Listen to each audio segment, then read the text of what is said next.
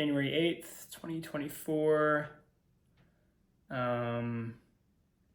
Didn't put a lot of thought into this one today. I think this is more just for consistency. Oh man, what happened? Anything eventful? I cried on the phone. I was talking to someone from Chewy. I was calling because I was returning Layla's food.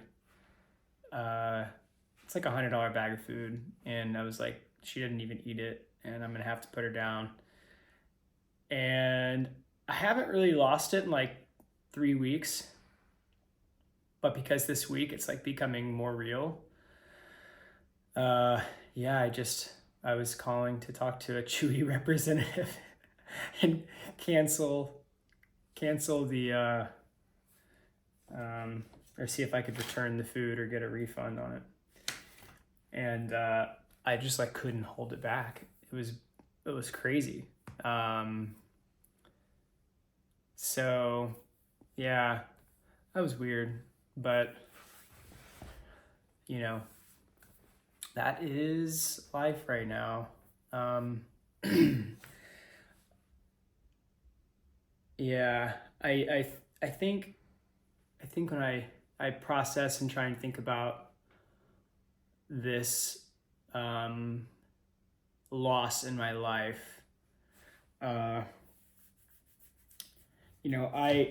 never lost really anyone or anything, I guess. I've lost grandparents, and that was tough, but it was different. It's different when you're like a child and you lose a grandparent. Things just don't really like hit home. You're like, oh, I'm sad. Like grandma died, grandpa died, but then you kind of move on. And, not to like overshare, but my brother has had his share of tragedies. His family right now, and just whenever he was in school, there were just, growing up in the suburbs, a lot of shit happens that goes hidden or masked a lot of times. And so, a 14-year-old's drug addiction or alcohol issue or something just can come up, and it caused a lot of there's just a lot of tragedy on growing up on my brother's side, on my friend's side of things. And I've never really had to I've never lost a friend, knock on wood.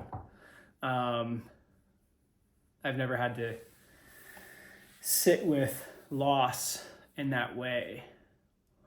So Layla is like the first instance of this for me, where I'm kind of just trying to process this whole experience and putting her down. And it's in the grand scheme of like the world right now and the cosmos, it's not a huge thing, but for me, it's my personal tragedy right now. And because right now there's no one really watching this, I feel like it's good for me to just talk it out and say that, like, to me, this is really hard. And so yeah, I'm doing my best to process it and think through it. But as I think more about losing a dog, losing a friend, losing a family member, one day myself dying, those are hard thoughts to process. But if there's one thing that I learned about my anxiety, which I'm sure I'll talk about one of these days, it's really that the only way around something is through something. The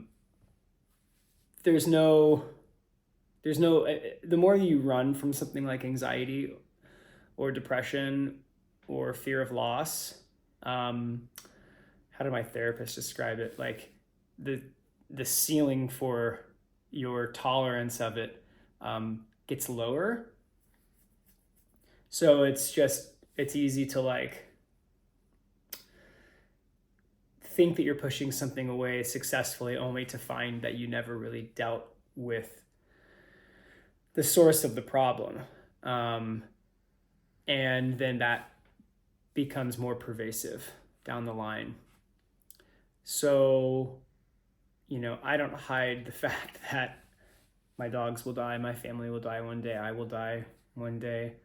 But in these moments, these tiny moments that are like happening in real time that are the challenging part. And, trying to process them with some fortitude is not always an easy thing to do. So yeah, that's the summary for the day. The thought for the day.